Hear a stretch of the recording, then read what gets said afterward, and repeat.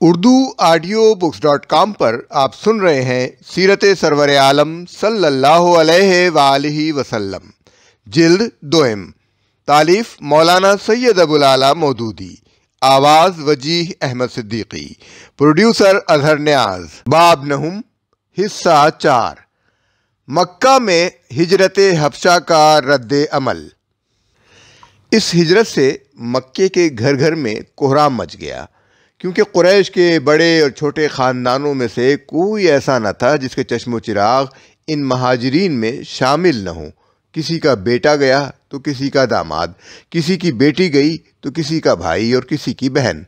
ابو جہل کے بھائی سلمہ رضی اللہ عنہ بن ہشام، اس کے چچا زاد بھائی ہشام رضی اللہ عنہ بن ابی حذیفہ اور عیاش رضی اللہ عنہ بن ابی ربیعہ، اور اس کی چچا زاد بہن حضرت ام سلمہ رضی اللہ تعالیٰ عنہ، ابو سفیان کی بیٹی ام حبیبہ رضی اللہ تعالیٰ عنہ، عتبہ بن ربیعہ کے بیٹے اور ہند جگر خوار کے سگے بھائی ابو حذیفہ، سہیل بن عمرو کے بھائی، بیٹے بیٹیاں اور داماد، اسی طرح دوسرے سرداران قریش اور مشہور دشمنان اسلام کے اپنے جگر گوشے دین کی خاطر گھر بار چھوڑ کر نکل کھڑے ہوئے تھے۔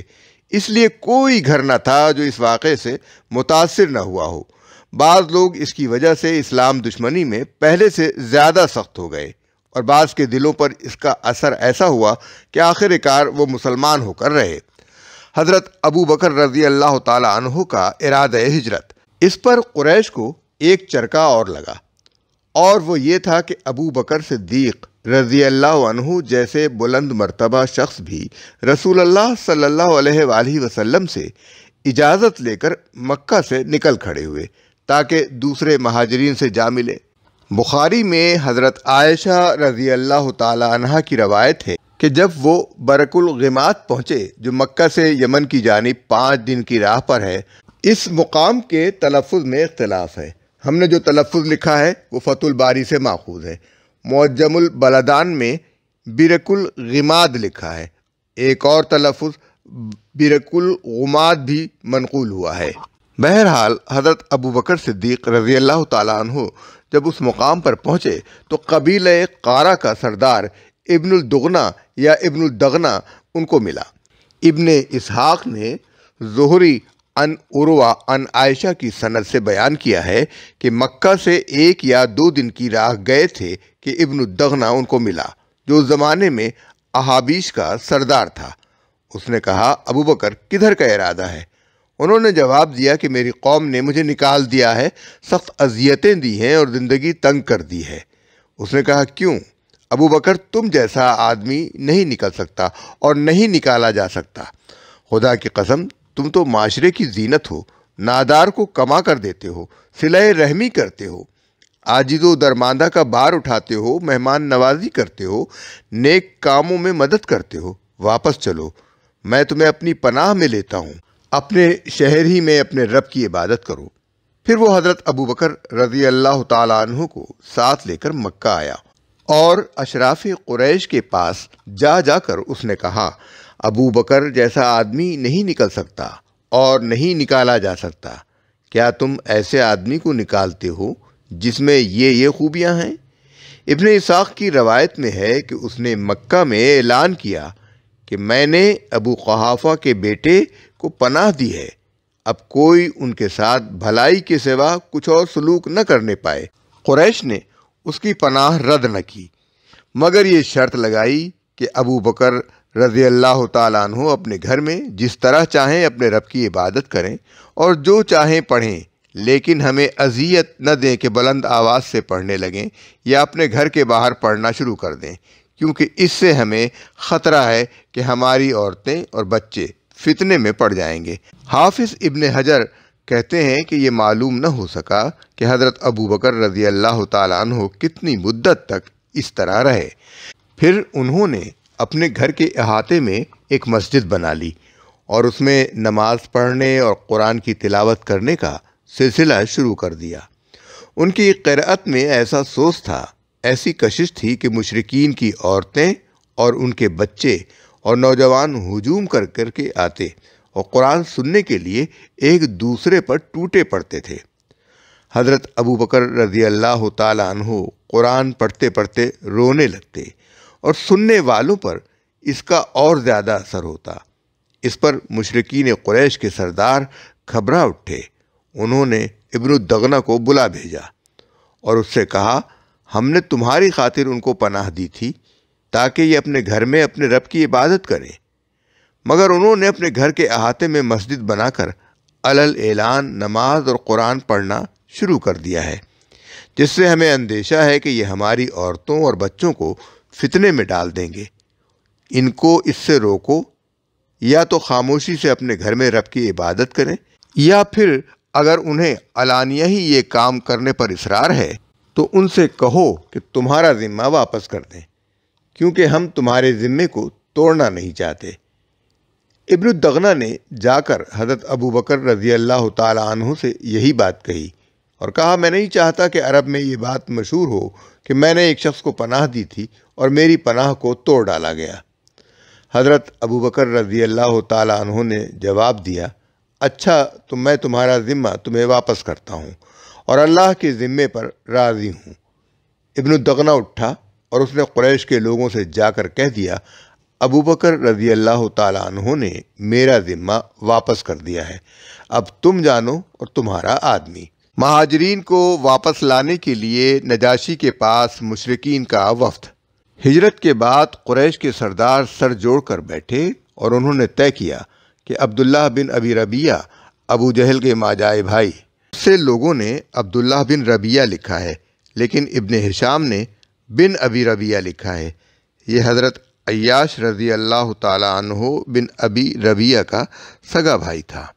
عبداللہ بن ابی ربیعہ اور عمر بن عاص کو بہت سے قیمتی تحائف کے ساتھ حبش بھیجا جائے اور یہ لوگ کسی نہ کسی طرح نجاشی شاہ حبش کو اس بات پر راضی کریں کہ وہ ان مہاجرین کو مکہ واپس بھیج دے۔ حضرت ام سلمہ رضی اللہ تعالی عنہا کی روایت۔ ام المومنین حضرت ام سلمہ رضی اللہ تعالی عنہا جو خود مہاجرین حبشہ میں شامل تھیں، یہ واقعہ بڑی تفصیل کے ساتھ بیان فرماتی ہیں، جسے ابن اسحاق اور امام احمد نے ان سے روایت کیا ہے۔ وہ فرماتی ہیں کہ قریش کے یہ دونوں ماہر سیاست سفیر ہمارے تعاقب میں حبش پہنچے۔ پہلے انہوں نے نجاشی کے اعیان سلطنت میں خوب ہدیے تقسیم کر کے سب کو اس پر راضی کر لیا کہ وہ مہاجرین کو واپس کرنے کے لیے بادشاہ پر بالاتفاق زور دیں گے۔ پھر نجاشی سے ملے اور اس کو بیش قیمت نذرانہ دینے کے بعد کہا، ہمارے شہر کے چند نادان لونڈے بھاگ کر آپ کے ہاں آ گئے ہیں اور قوم کے اشراف نے ہمیں آپ کے پاس ان کی واپسی کی درخواست کرنے کے لیے بھیجا ہے۔ یہ لڑکے ہمارے دین سے بھی نکل گئے ہیں اور آپ کے دین میں بھی داخل نہیں ہوئے ہیں، بلکہ انہوں نے ایک نرالا دین نکال لیا ہے۔ ان کا کلام ختم ہوتے ہی اہل دربار ہر طرف سے بولنے لگے کہ ایسے لوگوں کو ضرور واپس کر دینا چاہیے۔ ان کی قوم کے لوگ زیادہ جانتے ہیں کہ ان میں کیا عیب ہے، انہیں رکھنا ٹھیک نہیں ہے۔ مگر نجاشی نے بگڑ کر کہا، اس طرح تو میں انہیں حوالے نہیں کروں گا۔ جن لوگوں نے دوسرے ملک کو چھوڑ کر میرے ملک پر اعتماد کیا ہے اور یہاں پناہ لینے کے لیے آئے ہیں، ان سے میں بے وفائی نہیں کر سکتا۔ پہلے میں انہیں بلا کر تحقیق کروں گا کہ یہ لوگ ان کے بارے میں جو کچھ کہتے ہیں اس کی حقیقت کیا ہے۔ چنانچہ نجاشی نے اصحاب رسول صلی اللہ علیہ وآلہ وسلم کو اپنے دربار میں بلا بھیجا۔ نجاشی کا پیغام پا کر سب مہاجرین جمع ہوئے اور انہوں نے باہم مشورہ کیا کہ بادشاہ کے سامنے کیا کہنا ہے۔ آخر سب نے بالاتفاق یہ فیصلہ کیا کہ نبی صلی اللہ علیہ وآلہ وسلم نے جو تعلیم ہمیں دی ہے، ہم تو وہی بے کم و کاست پیش کریں گے، خواہ نجاشی ہمیں رکھے یا نکال دے۔ دربار میں پہنچے تو چھوٹتے ہی نجاشی نے سوال کیا، یہ تم نے کیا کیا کہ اپنی قوم کا دین بھی چھوڑا اور میرے دین میں بھی داخل نہ ہوئے، نہ دنیا کے دوسرے ادیان ہی میں سے کسی کو اختیار کیا؟ آخر یہ تمہارا نیا دین ہے کیا؟ اس پر مہاجرین کی طرف سے جعفر رضی اللہ عنہ بن ابی طالب نے ایک برجستہ تقریر کی، جس میں پہلے عرب کی جاہلیت کی دینی، اخلاقی اور معاشرتی خرابیوں کو بیان کیا، پھر نبی صلی اللہ علیہ وآلہ وسلم کی بعثت کا ذکر کر کے بتایا کہ آپ صلی اللہ علیہ وآلہ وسلم کیا تعلیمات پیش فرماتے ہیں، پھر ان مظالم کا ذکر کیا جو حضور صلی اللہ علیہ وآلہ وسلم کی پیروی اختیار کرنے والوں پر قریش کے لوگ ڈھا رہے تھے، اور اپنا کلام اس بات پر ختم کیا کہ دوسرے ملکوں کے بجائے ہم نے آپ کے ملک کا رخ اس امید پر کیا ہے کہ یہاں ہم پر ظلم نہ ہوگا۔ حضرت جعفر رضی اللہ تعالیٰ عنہ کی تقریر کے جو الفاظ ابن اسحاق نے حضرت ام سلمہ رضی اللہ تعالیٰ عنہ کی روایت سے نقل کیے وہ یہ ہیں: اے بادشاہ، ہم ایک جاہلیت میں پڑی ہوئی قوم تھے، بت پوجتے تھے، مردار کھاتے تھے، فحش کام کرتے تھے، قطع رحمی کرتے تھے، ہمسائیگی اور عہد و امان کا پاس کرنے میں برا رویہ رکھتے تھے، اور ہم میں سے طاقتور کمزور کو کھائے جاتا تھا۔ ہم اسی حال پر تھے کہ اللہ نے ہماری طرف خود ہم ہی میں سے ایک رسول بھیجا، جس کے نسب، جس کی صداقت، جس کی امانت، جس کی پاک دامنی کو ہم جانتے تھے۔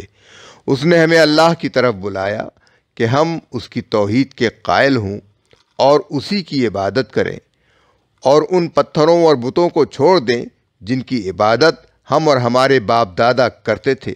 اس نے ہمیں راست گوئی، امانت داری، صلہ رحمی، ہمسائیگی اور عہد و امان کی پاسداری کا اور حرام افعال اور خوریزی سے باز رہنے کا حکم دیا۔ ہم کو فواحش سے، جھوٹ سے، مال یتیم کھانے سے، پاک دامن عورتوں پر تہمت لگانے سے روکا۔ ہمیں صرف اللہ واحد کی عبادت کرنے اور کسی چیز کو اس کے ساتھ شریک نہ کرنے کی تلقین کی، اور ہمیں نماز پڑھنے، زکوٰۃ دینے اور روزہ رکھنے کی ہدایت کی۔ ام سلمہ رضی اللہ تعالی عنہ فرماتی ہیں کہ اسی طرح جعفر رضی اللہ عنہ نے اسلام کے دوسرے احکام اس کو بتائے، بس ہم نے اس کی تصدیق کی اور اس پر ایمان لائے، اور جو کچھ وہ اللہ کی طرف سے لایا تھا اس میں اس کی پیروی کی۔ ہم نے صرف اللہ کی عبادت کی اور اس کے ساتھ کسی کو شریک نہ کیا۔ جس چیز کو اس نے ہم پر حرام کر دیا اسے ہم نے حرام کیا، اور جس کو اس نے ہمارے لیے حلال کر دیا اسے ہم نے حلال کیا۔ اس پر ہماری قوم ہم پر ٹوٹ پڑی۔ اس نے ہم کو عذاب دیے اور دین کے معاملے میں ہم پر ظلم توڑے، تاکہ ہمیں اللہ تعالیٰ کی عبادت سے بتوں کی طرف پھیر دے، اور ہم ان تمام خبائث کو پھر سے حلال کر لیں جنہیں پہلے حلال کیے ہوئے تھے۔ آخر کار جب انہوں نے ہم پر سختی کی اور ظلم ڈھایا اور ہماری زندگی تنگ کر دی اور ہمارے دین کے راستے میں حائل ہو گئے، تو ہم آپ کے ملک کی طرف نکل آئے اور دوسروں کے بجائے آپ کے ہاں آنا پسند کیا اور آپ کی پناہ لینی چاہی، اس امید پر کہ اے بادشاہ آپ کے ہاں ہم پر ظلم نہ ہوگا۔ نجاشی نے یہ تقریر سن کر کہا، ذرا مجھے وہ کلام تو سناؤ جو تم کہتے ہو کہ خدا کی طرف سے ہے، تمہارے نبی پر اترا ہے۔ حضرت جعفر رضی اللہ تعالی عنہ نے جواب میں سورہ مریم کا وہ ابتدائی حصہ سنایا جو حضرت یحییٰ علیہ السلام اور حضرت عیسیٰ علیہ السلام سے متعلق ہے۔ نجاشی اس کو سنتا رہا اور روتا رہا، یہاں تک کہ اس کی داڑھی تر ہو گئی، اس کے پادری بھی رو دیے اور ان کے مصاحف بھی آنسوؤں سے تر ہو گئے۔ جب حضرت جعفر رضی اللہ تعالی عنہ نے تلاوت ختم کی تو اس نے کہا، یقیناً یہ کلام اور جو کچھ عیسیٰ علیہ السلام لائے تھے دونوں ایک ہی سرچشمے سے نکلے ہیں۔ خدا کی قسم میں تمہیں ان لوگوں کے حوالے نہ کروں گا۔ اور قریش کے سفیروں سے کہا، واپس جاؤ، بخدا میں ان لوگوں کو تمہارے سپرد ہرگز نہ کروں گا، یہ کبھی نہیں ہو سکتا۔ پھر حضرت ام سلمہ رضی اللہ تعالی عنہ بیان فرماتی ہیں کہ عبداللہ بن ابی ربیعہ ہمارے معاملے میں کچھ نرم تھا اور چاہتا تھا کہ ہم بچ جائیں، مگر عمرو بن عاص نے کہا، خدا کی قسم میں کل وہ بات پیش کروں گا جو ان لوگوں کی جڑ کاٹ دے گی۔ میں نجاشی کو بتاؤں گا کہ یہ عیسیٰ بن مریم کو محض بندہ قرار دیتے ہیں۔ عبداللہ نے کہا، ایسا نہ کرو، یہ ہمارے مخالف ہی صحیح، مگر ہیں تو ہمارے ہی بھائی بند، اور ان کا کچھ حق ہم پر ہے۔ عمرو بن عاص نے اس کی ایک نہ سنی اور دوسرے روز نجاشی سے کہا، ذرا ان لوگوں کو بلا کر ان سے یہ تو پوچھئے کہ عیسیٰ بن مریم کے بارے میں ان کا عقیدہ کیا ہے، اور یہ لوگ ان کے متعلق ایک بڑی بات کہتے ہیں۔ نجاشی نے پھر مہاجرین کو بلا بھیجا۔ مہاجرین کو پہلے ہی عمرو بن عاص کی چال کا علم ہو چکا تھا۔ انہوں نے جمع ہو کر پھر مشورہ کیا کہ اگر نجاشی نے عیسیٰ علیہ السلام کے بارے میں سوال کیا تو کیا جواب دو گے؟ موقع بڑا نازک تھا اور سب اس سے پریشان تھے، مگر پھر بھی اصحاب رسول صلی اللہ علیہ وآلہ وسلم نے یہی فیصلہ کیا کہ جو کچھ ہوتا ہے ہو جائے، ہم تو وہی بات کہیں گے جو اللہ نے فرمائی اور اللہ کے رسول نے سکھائی ہے۔ چنانچہ یہ لوگ دربار میں گئے اور نجاشی نے عمرو بن العاص کا پیش کردہ سوال ان کے سامنے دہرایا تو جعفر بن ابی طالب نے اٹھ کر بلا تعمل کہا، وہ اللہ کے بندے اور اس کے رسول ہیں، اور اس کی طرف سے ایک روح اور ایک کلمہ ہے جسے اللہ نے کنواری مریم پر القاء کیا تھا۔ نجاشی نے سن کر ایک تنکا زمین سے اٹھایا اور کہا، خدا کی قسم جو کچھ تم نے کہا ہے عیسیٰ علیہ السلام اس سے اس تنکے کے برابر بھی زیادہ نہیں تھے۔ اس پر وہ پادری جو گرد و پیش میں بیٹھے تھے پھنکارنے لگے، مگر نجاشی نے کہا، واللہ بات یہی ہے، خواہ تم کتنا ہی پھنکارو۔ پھر اس نے ہم سے کہا، جاؤ تم میری زمین میں امن سے رہو، جو تمہیں برا کہے گا وہ سزا پائے گا، اگر مجھے سونے کا پہاڑ بھی ملے تو اس کے عوض میں تمہیں ستانا پسند نہ کروں گا۔ پھر اس نے حکم دیا کہ ان دونوں سفیروں کو ان کے ہدیے واپس کر دو، مجھے ان کی کوئی ضرورت نہیں ہے۔ اللہ نے جب میرا ملک مجھے واپس دلوایا تھا تو مجھ سے کوئی رشوت نہ لی تھی کہ میں اللہ کے معاملے میں رشوت لوں۔ حضرت عبداللہ بن مسعود رضی اللہ تعالیٰ عنہ کی روایت۔ اس واقعے کے ایک دوسرے عینی شاہد حضرت عبداللہ رضی اللہ تعالیٰ عنہ بن مسعود ہیں جو اس مجلس میں موجود تھے۔ مسند احمد اور طبرانی میں ان کی روایت ہے کہ مہاجرین حبشہ کو جب نجاشی نے اپنے دربار میں بلایا اور حضرت جعفر بن ابی طالب رضی اللہ عنہ سے رسول اللہ صلی اللہ علیہ وآلہ وسلم کی تعلیمات سنی تو کہا، واللہ یہ لوگ اس سے زیادہ کچھ نہیں کہتے جو ہم عیسیٰ علیہ السلام کے متعلق کہتے ہیں۔ مرحبا تم کو اور اس ہستی کو جس کے ہاں سے تم آئے ہو، میں گواہی دیتا ہوں کہ وہ اللہ کے رسول ہیں اور وہی ہیں جن کا ذکر ہم انجیل میں پاتے ہیں، اور وہ وہی رسول ہیں جن کی بشارت عیسیٰ ابن مریم نے دی تھی۔ عبداللہ بن مسعود رضی اللہ تعالیٰ عنہ کی روایت میں یہ ذکر بھی ہے کہ قریش کے دونوں سفیروں نے نجاشی کے دربار میں حاضر ہو کر پہلے اس کو سجدہ کیا، پھر اس کے دائیں بائیں بیٹھ گئے اور کہا کہ ہمارے بنی ام میں سے کچھ لوگ آپ کے ہاں آئے ہیں اور ہم سے اور ہمارے دین سے الگ ہو گئے ہیں۔ اس پر نجاشی نے مہاجرین کو بلا بھیجا۔ حضرت جعفر رضی اللہ تعالیٰ عنہ نے کہا، آج میں تم سب کی طرف سے بولوں گا۔ چنانچہ سب ان کے پیچھے چلے۔ دربار میں داخل ہو کر حضرت جعفر رضی اللہ تعالیٰ عنہ نے سلام کیا۔ درباریوں نے کہا، سجدہ کیوں نہیں کرتے؟ حضرت جعفر رضی اللہ تعالیٰ عنہ نے کہا، ہم خدا کے سوا کسی کو سجدہ نہیں کرتے۔ اس کے بعد بات رسول اللہ صلی اللہ علیہ وآلہ وسلم اور آپ کی تعلیمات تک پہنچی، اور پھر حضرت عیسیٰ علیہ السلام ابن مریم کے متعلق مسلمانوں کے عقیدے کا ذکر آیا۔ اس روایت میں نجاشی کا یہ قول بھی نقل کیا گیا ہے کہ اس نے حضور صلی اللہ علیہ وسلم کی تصدیق کرنے کے بعد کہا، خدا کی قسم اگر میں بادشاہی کی ذمہ داریوں میں پھنسا ہوا نہ ہوتا تو ان کی خدمت میں حاضر ہوتا، ان کی جوتیاں اٹھاتا اور ان کو وضو کراتا۔ حضرت ابو موسیٰ اشعری رضی اللہ تعالیٰ عنہ کی روایت۔ اسی سے ملتی جلتی روایت حضرت ابو موسیٰ اشعری رضی اللہ تعالیٰ عنہ سے حافظ ابو نعیم اور بہیقی نے نقل کی ہے۔ اس میں یہ اضافہ ہے کہ مہاجرین کے پہنچنے سے پہلے قریش کے وفد نے نجاشی کو بھڑکانے کے لیے کہا، دیکھ لیجئے گا یہ لوگ آپ کو سجدہ نہ کریں گے۔ جب ہم دربار میں پہنچے تو پادریوں اور راہبوں نے کہا، بادشاہ کو سجدہ کرو۔ حضرت جعفر رضی اللہ تعالیٰ عنہ نے فرمایا، ہم اللہ عز و جل کے سوا کسی کو سجدہ نہیں کرتے۔ آگے بڑھ کر جب ہم نجاشی کے سامنے پہنچے تو اس نے حضرت جعفر سے کہا، تمہیں کس چیز نے مجھے سجدہ کرنے سے باز رکھا؟ انہوں نے پھر وہی جواب دیا کہ ہم اللہ کے سوا کسی کو سجدہ نہیں کرتے۔ آگے وہی قصہ ہے جو حضرت عبداللہ بن مسعود رضی اللہ تعالیٰ عنہ نے بیان کیا ہے، اور آخر میں یہ اضافہ کیا ہے کہ نجاشی نے ہم لوگوں سے کہا، میری زمین میں تم جب تک چاہو رہو، اور ہمارے لیے کھانے اور کپڑے کا حکم دیا۔ خود حضرت جعفر رضی اللہ تعالیٰ عنہ کی روایت۔ حافظ ابن عساکر اور طبرانی نے خود حضرت جعفر رضی اللہ تعالیٰ عنہ کا بیان ان کے صاحبزادے عبداللہ بن جعفر کے حوالے سے نقل کیا ہے۔ اس میں یہ اضافہ ہے کہ قریش کے وفد کی شکایت کے جواب میں جب ہم نے اپنے اور ان کے دینی اختلاف کی وضاحت کی تو نجاشی نے قریش کے سفیروں سے پوچھا، کیا یہ تمہارے غلام ہیں؟ انہوں نے کہا نہیں۔ اس نے پوچھا، کیا تمہارا ان پر کوئی قرض آتا ہے؟ انہوں نے کہا نہیں۔ اس نے کہا، تو پھر چھوڑ دو انہیں۔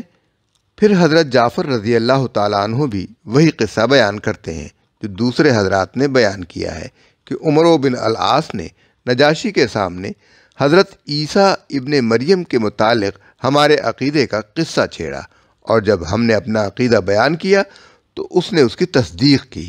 پھر اس نے ہم سے پوچھا کہ یہاں کوئی تمہیں تکلیف تو نہیں دیتا؟ ہم نے کہا ہاں۔ اس پر منادی کرا دی گئی کہ جو کوئی ان لوگوں میں سے کسی کو ستائے گا اسے 4 درہم جرمانہ کیا جائے گا۔ نجاشی نے ہم سے پوچھا، کیا یہ کافی ہے؟ ہم نے کہا نہیں۔ تب اس نے جرمانہ دگنا کر دیا۔ مہاجرین کا راست بازانہ کردار۔ اس طرح مہاجرین حبشہ نے نہ صرف یہ ثابت کر دیا کہ جس حق پر وہ ایمان لائے ہیں اس پر ایمان رکھنے میں وہ اتنے مخلص ہیں کہ اس کی خاطر گھر بار، اعزاء و اقربا، کاروبار اور جائیدادیں اور ملک و وطن سب کو چھوڑ کر جلا وطنی کے مصائب برداشت کرنے کے لیے تیار ہو گئے، بلکہ یہ بھی ثابت کر دیا کہ اس جلا وطنی کی حالت میں بھی جب کہ ان کا کوئی سہارا نہ تھا وہ حق کے معاملے میں کوئی مدانحت کرنے کے لیے تیار نہیں ہے۔ ان کی یہ قوت ایمانی حیرت انگیز تھی کہ انہوں نے عین دربار شاہی میں ایسے نازک موقع پر اٹھ کر حضرت عیسیٰ علیہ السلام کے متعلق اپنا عقیدہ صاف صاف بیان کر دیا، جبکہ نجاشی کے تمام اہل دربار رشوت کھا کر انہیں ان کے دشمنوں کے سپرد کر دینے پر تل گئے تھے۔ اس وقت اس امر کا پورا خطرہ تھا کہ مسیحیت کے بنیادی عقائد پر اسلام کا بے لاگ تبصرہ سن کر نجاشی بھی بگڑ جائے گا اور ان مظلوم مسلمانوں کو قریش کے قصائیوں کے حوالے کر دے گا، مگر اس کے باوجود انہوں نے کلمہ حق پیش کرنے میں ذرہ برابر بھی تامل نہ کیا۔ اسی چیز نے دنیا کو یہ دکھا دیا کہ اسلام کی دعوت کو کیسے مضبوط کردار کے سرفروش پیرو بہم پہنچے تھے۔